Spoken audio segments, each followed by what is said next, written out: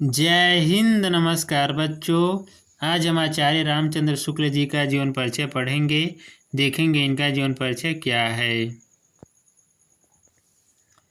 आचार्य रामचंद्र शुक्ल जी का जीवन परिचय पढ़ेंगे। सबसे पहले देखेंगे इनका संक्षिप्त जीवन परिचय क्या है। संक्षिप्त जीवन परिचय पढ़ेंगे। अगर आप इनका जीवन परिचय लिखेंगे तो सबसे पहले आप इनका संक्षिप्त जीवन परिचय लिखेंगे। कैसे लिखेंगे संक्षिप्त जीवन परिचय? तो सबसे पहले आप एक फ्लो चार्ट बना लेंगे। फ्लो चार्ट में आप इनका संक्षिप्त जीवन परिचय लिखेंगे। कापी पर एक फ्लो चार्ट बना लेंगे। फ्लो चार्ट बनाने के बाद इनका संक्षिप्त जीवन परिचय लिखेंगे। संक्षिप्त जीवन परिचय लिखने के बाद ही आप इनका विस्तृत जीवन परिचय और रचनाएं लिखेंगे। तो आइए देखते हैं क्या है इनका संक्षिप्त जीवन परिचय। लेखक एक संक्षिप्त परिचय हेडिंग क्या डालेंगे? लेखक एक संक्षिप्त परिचय या संक्षिप्त जीवन परिचय हेडिंग डालने के बाद आगे लिखना आरंभ कर देंगे। तो आइए पढ़ते हैं इनका संक्षिप्त जीवन परिचय। जन्म इनका कब हुआ था? 4 अक्टूबर 1884 ईस्वी में इनका जन्म हुआ था। आचार्य रामचंद्र शुक्ल जी का जन्म कब हुआ था? तो 4 अक्टूबर 1884 ईस्वी में इनका जन्म हुआ था। जन्म स्थान इनका क्या है? यगोना बस्ती उत्तर प्रदेश से इनका जन्म स्थान है।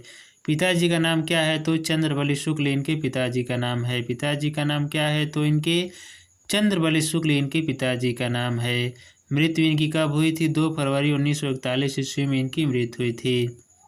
आचार्य रामचंद्र शुक्ल जी की मृत्यु कब हुई थी? तो 2 फरवरी 1941 ईस्वी में इनकी मृत्यु हुई थी। शुक्ल युग के प्रवर्तक ही कहे जाते हैं। किस युग के प्रवर्तक कहे जाते हैं? तो शुक्ल युग के प्रवर्तक ही कहे जाते हैं। आगे देखेंगे। भाषा इनकी क्या है? तो खड़ी बोली है। भाषा इनकी क्या है? तो खड़ी बोली है।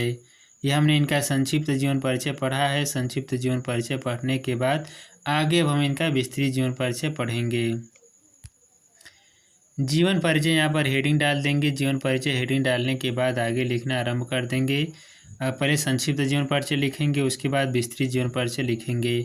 जीवन परिचय यहाँ पर हेडिंग डाल देंगे। जीवन परिचय हेडिंग डालने के बाद आगे लिखना आरंभ कर देंगे।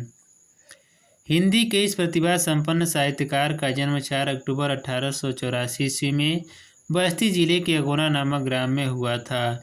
इनका जन्म कब एवं कहाँ हुआ था? तो हिंदी के इस प्रतिभा संपन्न साहित्यकार का जन्म 4 अक्टूबर 1884 ईस्वी में बस्ती जिले के अगोना नामक ग्राम में हुआ था। आगे देखेंगे अब हम।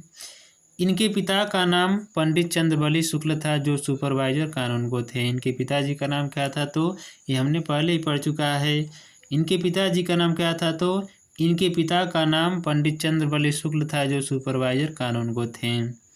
बालक रामचंद्र शुक्ल ने एंट्रेंस यानी कि हाई स्कूल की परीक्षा मिर्ज़ापुर जिले के मिशन स्कूल से उत्तीर्ण की।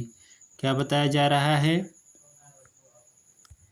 बालक रामचंद्र शुक्ल ने एंट्रेंस यानी कि हाई स्कूल की परीक्षा मिर्ज़ापुर जिले के मिशन स्कूल से उत्तीर्ण की। गणित में कमज़ोर होने के कारण इनकी शिक्षा आगे नहीं बढ़ सकी। किस विषय में कमज़ोर होने के कारण? तो गणित में कमज़ोर होने के कारण इनकी शिक्षा आगे नहीं बढ़ सकी। इंटर की परीक्षा के लिए कायस्थ पाठशाला इलाहाबाद में प्रवेश लिया, किंतु अंतिम वर्ष की परीक्षा से पूर्व ही विद्यालय छूट गया। इन्होंने इंटर की परीक्षा के लिए कहाँ प्रवेश लिया था? तो इंटर की परीक्षा के लिए कायस्थ पाठशाला इलाहाबाद में प्रवेश लिया, किंतु अंतिम वर्ष की परीक्षा से पूर्व ही विद्यालय छूट गया। मतलब अंतिम वर्ष की परीक्षा से पूर्व ही इनका विद्यालय छूट गया। इन्होंने मिर्ज़ापुर के न्यायालय में नौकरी कर ली, किंतु स्वभावानुकूल न होने के कारण छोड़ दी और मिर्ज़ापुर के मिशन स्कूल में चित्रकला के अध्यापक हो गए। क्या बताया जा रहा है, इसे हम विस्तार से समझेंगे। इन्होंने मिर्ज़ापुर के न्यायालय में नौकरी कर ली। इन्होंने नौकरी कहाँ कर ली थी? तो इन्होंने मिर्ज़ापुर के न्यायालय में नौकरी कर ली, किंतु स्वभावानुकूल न होने के कारण छोड़ दी और मिर्ज़ापुर के मिशन स्कूल में, किस स्कूल में? तो मिर्ज़ापुर के मिशन स्कूल में चित्रकला के अध्यापक हो गए। आगे देखेंगे अब हम।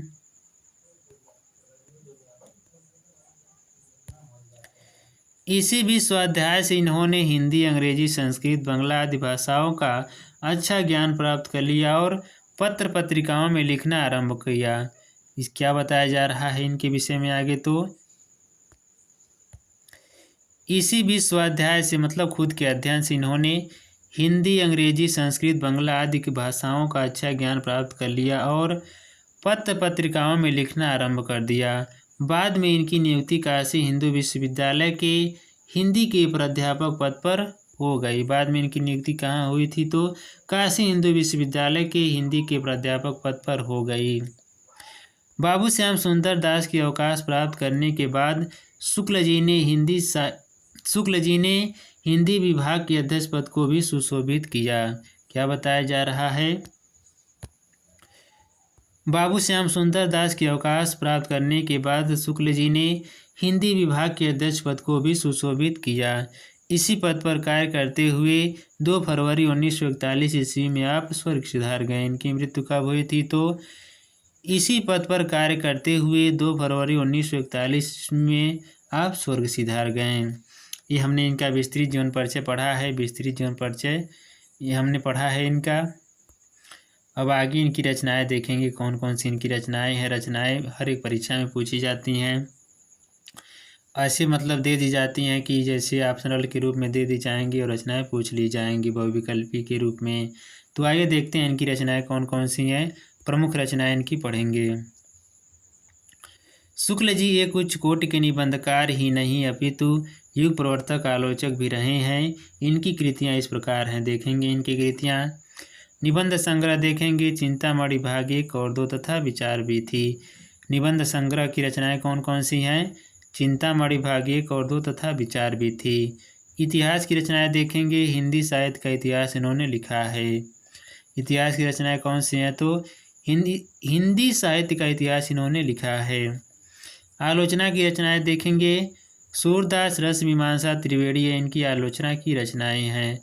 संपादन कार्य इनके देखेंगे, जासी ग्रंथावली, तुलसी ग्रंथावली, भ्रमर गीत सार, हिंदी शब्द सागर, काशी नागरी प्रचारी पत्रिका, आनंद कादम्बरी का इन्होंने संपादन किया है। रचनाएं इनकी शुरू से फिर देखेंगे विस्तार से कौन कौन सी हैं रचनाएं। तो निबंध संग्रह देखेंगे, चिंतामणि भाग 1 और 2 तथा विचार भी थी। इनकी निबंध की रचनाएं हो गई। इतिहास देखेंगे, हिंदी साहित्य का इतिहास इन्होंने लिखा है। आलोचना की रचनाएं देखेंगे, सूरदास, रस मीमांसा, त्रिवेणी इनकी आलोचना की रचनाएं हैं। संपादन कार्य इनके देखेंगे, जासी ग्रंथावली, तुलसी ग्रंथावली, भ्रमर गीत सार, हिंदी शब्द सागर, काशी नागरी प्रचारी पत्रिका, आनंद कादम्बरी का इन्होंने संपादन किया है। ये हमने इनकी रचनाएं पढ़ी है और हमने इनका जीवन परिचय पढ़ा है विस्तार पूर्वक। मिलेंगे नेक्स्ट क्लास में। जय हिंद, जय भारत।